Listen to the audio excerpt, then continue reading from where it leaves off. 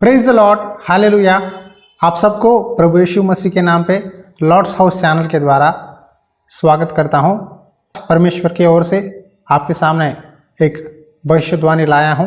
आज कई लोग बहुत मेहनत करते हैं, बहुत कमाते हैं, कपड़े खरीदते हैं, खाते हैं, एंजॉय करते हैं, लेकिन जीवन में सेटिस्फैक्शन नहीं है, तृप्ति नहीं है। किसी न किसी जगह अपने लाइफ में कुछ काली दिखाई देता है। वो काली क्या है? क्यों आपको डिप्रेशन, मन में एक तनाव, टेंशन, घबराहट हो रहा है? क्या आप जानते हैं? परमेश्वर आज आपसे कहते हैं, आप अपने अपने चाल चलन पर सोचो। मैं आपके सामने आज पुराने नियम में से हग्गई की पुस्तक पहली अध्याय के बारे में आज आपको बताना चाहता हूँ। इसीलिए ध्यान से इस संदेश को पहले से लेकर आखिर तक सुनिए। परमेश्वर ने कौन सी समय में भविष्यवाणी दी है हम जानेंगे। आप जानते हैं इजरायली लोग बबुलोन के कैद में चले गए। यरूशलेम देश को, मंदिर को, सब चीज़ों को उन्होंने तोड़ दिया।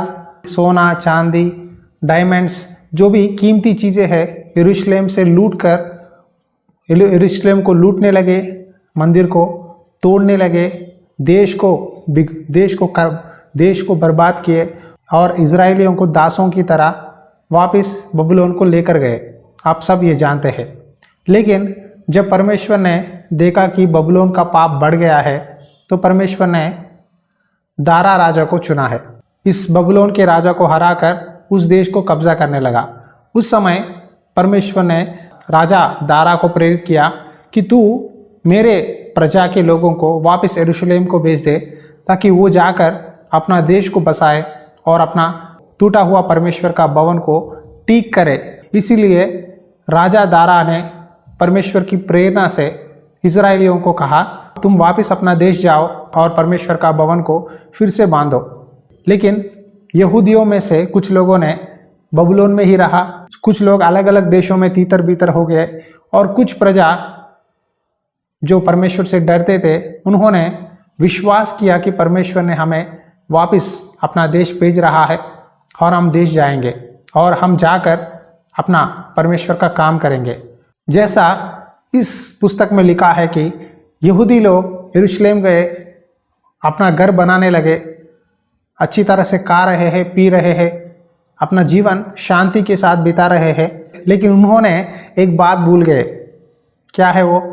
परमेश्वर का भवन टूट गया है, उसको मरम्मत नहीं किए, प्रार्थना नहीं कर रहे हैं, परमेश्वर की दुहाई देना छोड़ दिए। फिर से परमेश्वर के भवन में जो बलि और भेंट चढ़ाते हैं, आराधना होती थी, सब कुछ उन्होंने छोड़ दिया। तब परमेश्वर ने हग्गई भविष्यद्वक्ता को बुलाया और उनसे एक भविष्यवाणी कहा। वही बातें इस हग्गई की पुस्तक अध्याय 1 और 2 में लिखा है। लेकिन आज इस संदेश में से हम पहले अध्याय के बारे में मनन करेंगे। आइए हग्गई की पुस्तक अध्याय 1 वचन 3 से लेकर पढ़ता हूँ, ध्यान से सुनिए। फिर यहोवा का वचन हग्गई भविष्यद्वक्ता के द्वारा पहुंचा, क्या तुम्हारे लिए अपने छत वाले घरों में रहने का समय है, जबकि यह भवन उजड़ पड़ा है? इसीलिए अब सेनाओं का यहोवा यो कहता है, अपनी अपनी चाल चलन पर ध्यान करो। तुमने बहुत बोया परंतु तोड़ा काटा, तुम खाते हो परंतु पेट नहीं भरता, तुम पीते हो परंतु प्यास नहीं बुझती, तुम कपड़े पहनते हो परंतु गरमाते नहीं, और जो मजदूरी कमाता है वहाँ अपनी मजदूरी की कमाई को छेद वाली तैली में रखता है। सेनाओं का यहोवा तुमसे यो कहता है, अपने अपने चाल चलन पर सोचो। देखिए, यहाँ परमेश्वर उस समय के इजरायलियों को बता रहे हैं, परमेश्वर का भवन बिगड़ गया है, लेकिन तुम अच्छे से बड़े बड़े सुंदर भवन में, मैंशंस में, घरों में अपना निवास को बनाया है। क्या तुमको चिंता नहीं कि मेरा भवन बर्बाद हो गया है, लेकिन तुम एंजॉय कर रहे हो? तुम खाते हो, पेट नहीं भरता, पीते हो, फिर भी प्यासे हो, कपड़े पहनते हो, लेकिन उसमें सेटिस्फैक्शन नहीं है, और भी जितना भी आप कमाते हो, पूरा पैसा एक फटा हुआ तैली में जब पैसा डालते हैं, वो किस तरह नीचे गिर जाता है, वैसा ही तुम्हारी मजदूरी है। देखिए, आज के दिनों में कहना है तो बहुत लोग आज संसार में इस मेट्रोपॉलिटन सिटीज़ में बॉम्बे, दिल्ली, गुड़गांव, हैदराबाद, चेन्नई, बेंगलुरु, इस शहरों में अलग अलग गांवों से आकर नौकरी करते हैं। कुछ लोग सरकार नौकरी के लिए आते हैं, सॉफ्टवेयर नौकरी करने के लिए आते हैं, मिस्त्री का काम करने के लिए आते हैं। जो भी आपका काम है, आप शहरों में आकर काम करते हैं। वो पैसों से घर का किराया, राशन, कपड़े खरीदते हैं, पानी खरीदते हैं, बिजली का बिल बनते हैं, सब कुछ करते हैं। लेकिन फिर भी कहीं ना कहीं कमी हो जाती है। बहुत मेहनत करता हूँ, दिन में 9 से 10 घंटे काम करता हूँ, 3 से 4 घंटे ट्रैवल में हो जाती है। लेकिन जितना भी खा रहा हूँ, पी रहा हूँ, घर का किराया भर रहा हूँ, सब कुछ कर्जों में ही जा रहा है। मेरा जीवन कर्जों में चल रहा है। किस व्यक्ति से परमेश्वर ये बात बता रहा है मैं नहीं जानता, लेकिन परमेश्वर आपसे ही बोल रहा है। आप नौकरी कर रहे हैं, कमा रहे हैं, खा रहे हैं, पी रहे हैं, अच्छा घर में रहते हैं, लेकिन आप कर्जों में है। हर महीना क्रेडिट कार्ड पर चलते रहता है, हर महीना कर्जों में आपका जीवन चलता है। इस महीना क्रेडिट कार्ड में सब कुछ लेते हैं, बिल भरते हैं, सब कुछ क्रेडिट कार्ड में खरीदते हैं। फिर अगले महीने सैलरी आने के बाद क्रेडिट कार्ड बिल भरते हैं, फिर अगले महीने फिर क्रेडिट कार्ड में जीवन चलता है। तो परमेश्वर आपसे ही कहते हैं, फटा हुआ थैली में जिस तरह पैसा डालते हैं उसी तरह तुम्हारा मजदूरी है। तुम इस संसार में एंजॉय करना चाहते हो, वहाँ यहाँ घूमना चाहते हो, अच्छे अच्छे होटल्स में खाना चाहते हो, अच्छा सा कमा कर लाइफ में सेटल होना चाहते हो, लेकिन तुम मेरी बात नहीं सुनते। तुम मेरा काम छोड़कर सांसारिक काम में लगे हो। आज बहुत सारे मसीही जवान लड़कों को परमेश्वर ने सेवकाई के लिए बुलाया है, लेकिन कोई एंकरेज नहीं करते, कोई सपोर्ट नहीं करते और गाइडेंस नहीं है कहकर सेवकाई छोड़कर नौकरी करते हैं, बिजनेस करते हैं, सांसारिक काम करते करते परमेश्वर की सेवकाई को छोड़ देते हैं, परमेश्वर से दूर हो जाते हैं, रिलेशनशिप दूर हो जाता है। पहले में तो मैं परमेश्वर का सेवा करूँगा, कलीसिया बांधूंगा, आत्माओं को नरक से बचाना है, परमेश्वर का सुसमाचार बताऊंगा। इस आशा से रहने वाले आप धीरे धीरे संसार में गिर जाते हैं, पैसों में गिर जाते हैं, हर दिन का रूटीन लाइफ में गिर जाते हैं। आपके डिज़ायर्स बदल जाते हैं। घर खरीदना है, कार खरीदना है, अच्छा प्रमोशन चाहिए, इंक्रीमेंट चाहिए, शादी करना है, सोना खरीदना है, सांसारिक चीज़ों पर मन चले जाता है। इसीलिए परमेश्वर कहते हैं अपने अपने चाल चलन को सोचो। आज परमेश्वर आपसे ही बात कर रहे हैं। जब विश्वास में नए थे, आपकी भक्ति कैसी थी? कितनी अच्छी तरह से आप प्रार्थना करते थे, बाइबल पढ़ते थे, लेकिन आपका भक्ति धीरे धीरे दिन प्रतिदिन कम हो रहा है। आप बाइबल पढ़ना छोड़ दिए, एक अध्याय पढ़ लेते हैं, सुबह उठकर ऑफिस के लिए दौड़ते चले जाते हैं, फिर रात में आते हो, कुछ अध्याय पढ़ते हैं, थक जाते हैं, सो जाते हैं। परमेश्वर से संगति कहाँ है? परमेश्वर का वचन सुनने का समय कहाँ है? हर समय ऑफिस में मैनेजर ने ये काम बोला, वो बोला, फ़ोन सुटाना, घर जाने के बाद भी फिर नौकरी के कामों में ही लगे रहना और अपना पर्सनल लाइफ को, खास करके स्पिरिचुअल लाइफ को जगह ही नहीं है। तो कैसा आप परमेश्वर की आवाज़ को सुन सकते हो? परमेश्वर आज आपसे कहते हैं अपने अपने चाल चलन पर सोचो। देखो, नौकरी करना गलत नहीं है, नौकरी करना है।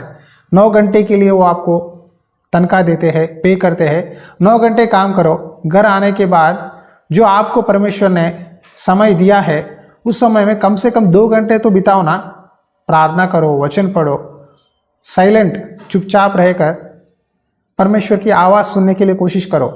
परमेश्वर तेरी इच्छा क्या है, मैं क्या करूं, मेरे ऊपर तेरी योजना क्या है। आज बहुत से धनवान लोग हैं जो यीशु मसीह पर विश्वास करते हैं, पैसे कमाने की लालच में, आशीर्वाद पाना है, प्रॉस्पेरिटी चाहिए, संसारिक चीज़ों पर और भी मेहनत करते चले जाते हैं, लेकिन परमेश्वर को वेट नहीं देते। आपको परमेश्वर ने आशीष दिया है, आपको सब कुछ दिया है, धन दौलत, लेकिन आपके जीवन में सैटिस्फैक्शन नहीं है। क्यों? क्योंकि आप दूसरों को मदद नहीं करते।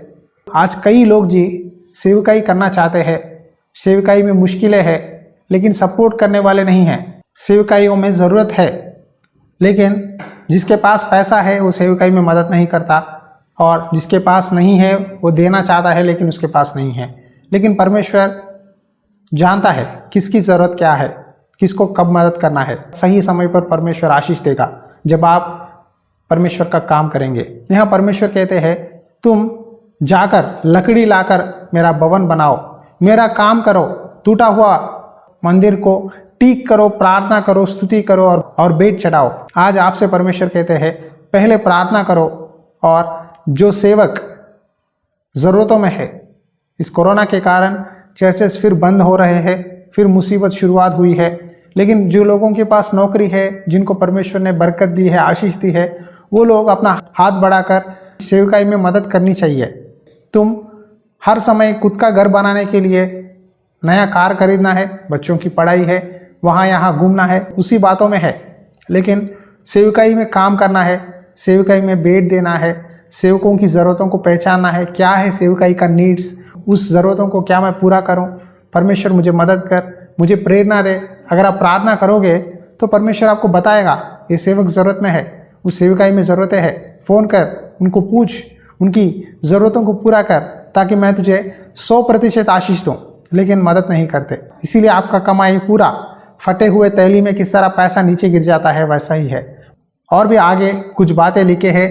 हग्गाई की पुस्तक अध्याय 1:9 से पढ़ता हूँ। तुमने बहुत उपज की आशा रखी, परंतु देखो तोड़ा ही है, और जब तुम उसे घर ले आए तब मैंने उसको उड़ा दिया। सेनाओं को यहोवा की यही वाणी है, ऐसा क्यों हुआ? क्या इसीलिए नहीं कि मेरा भवन उजड़ पड़ा है और तुम में से प्रत्येक अपने अपने घर को दौड़ चला जाता है? जब मेरा भवन उजड़ा हुआ है लेकिन तुम अपनी काम में लगे हो, बहुत मेहनत करते हो, बहुत इन्वेस्ट करते हो बिजनेस में, नौकरी में अलग अलग प्लान्स देते हो, टीम लीड के पास, मैनेजर के पास अच्छा प्रमोशन आने के लिए बहुत मेहनत करते हो, लेकिन जितना भी तुम मेहनत करते हो, मेरी आशीर्वाद के बिना, मेरी दया के बिना तुम सफल नहीं हो सकते। आज परमेश्वर कहते हैं जब मेरा भवन गिरा हुआ है, जब मेरी सेवकाई अच्छा नहीं है, गलत रास्ते में चल रहा है, क्या तुम जिम्मेदार नहीं हो कि सेवकाई के लिए प्रार्थना करें, सेवकाई की ज़रूरतों को पूरा करें और सेवकों से प्रार्थना करवाए? हर समय पास्टर जी से पूछते हैं, पास्टर जी ये डाउट है, वो डाउट है, हमारे लिए प्रार्थना करिए, ये समस्या है, ये मुश्किल है। हर समय प्रेयर रिक्वेस्ट बताते हो, लेकिन क्या तुम्हारा रिस्पॉन्सिबिलिटी, तुम्हारा कोई भी जिम्मेदार नहीं कि जिस सेवकाई के द्वारा, जिस वचन के द्वारा तुम मजबूत हुए हैं आत्मिक जीवन में, उस सेवकाई को सपोर्ट करें? आज खास करके नॉर्थ इंडिया में कई लोग अपना हाथ नहीं बढ़ाते सेवकाई में, इसीलिए तुम्हारे जीवन में कर्ज, बीमारियां, तकलीफ, टेंशन्स, लड़ाइयाँ, झगड़े, सब कुछ क्यों हो रहा है? परमेश्वर को नहीं देते। लेकिन परमेश्वर यहाँ कहता है सब लोग इकट्ठे होकर परमेश्वर का भवन बांधो। जिसके पास लकड़ी है, जिसके पास सोना है, जिसके पास पैसे है, सब लोग इकट्ठा करके परमेश्वर का भवन बनाओ, तब तुम्हें आशीष दूंगा। जब हग्गाई भविष्यद्वक्ता ये बातें बोल रहा था, लोगों ने परमेश्वर की बात मानी, उनके अंदर परमेश्वर का भय, परमेश्वर के प्रति डर उनके नज़रों में दिखने लगा और उन्होंने सब लोग मिलकर एक मन के साथ परमेश्वर से माफ़ी मांगकर, परमेश्वर हमने गलती की है, हमें माफ़ कर, हम तेरी बात सुनेंगे कहते हुए एक मन के साथ सब लोग इकट्ठा होने लगे। और परमेश्वर ने एक बात कहा, आइए उस वचन को पढ़ता हूँ। अध्याय 1:13 में लिखा है, तब यहोवा के दूत हग्गाई ने यहोवा से आज्ञा पाकर उन लोगों से यहाँ कहा, यहोवा की यही वाणी है, मैं तुम्हारे संग हूँ। हालेलुया। देखो, जब परमेश्वर की ओर सब लोग मुड़कर परमेश्वर का भवन बनाने के लिए इकट्ठे हुए, काम करना शुरू किए, तब परमेश्वर ने कहा, मैं तुम्हारे संग हूँ। आमीन। देखो, जब हम परमेश्वर का काम करते हैं, परमेश्वर हमारे साथ रहते हैं और हमारे हाथ की कामों में, हमारी कमाई में आशीष देते हैं। जब हम परमेश्वर को छोड़कर, सेवकाई में मदद करना छोड़कर खुद की काम करते हैं, खुद का प्लान्स बनाते हैं, खो जाते हैं, उसमें प्रतिफल नहीं मिलता। लेकिन आज परमेश्वर आपसे कहते हैं, अपने अपने चाल चलन को सोचो, अपनी गलतियों को सुधारो, परमेश्वर का भय मानो और परमेश्वर की सेवकाई में मदद करो।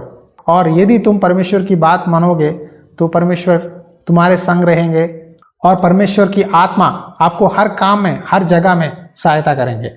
आंखें बंद करिए, समय प्रार्थना करेंगे।